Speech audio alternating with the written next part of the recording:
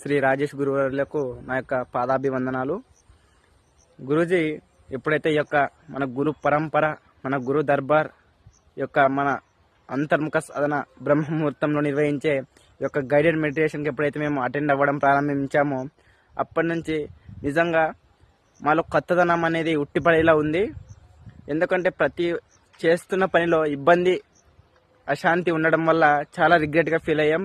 పొద్దున లేచేసరికి ఏదో గందరగోళంగా, ఏదో వేరే నెగిటివ్ ఆలోచనలు వచ్చాయి. ఎప్పుడైతే ఈ యొక్క పొద్దున లేచిన వెంటనే ఈ యొక్క బ్రహ్మముహూర్తంలో ఈ యొక్క అంతర్ముఖ సాధన చేస్తున్నామో నిజంగా చాలా చాలా అద్భుతమైన అనుభూతి, ఆనందం.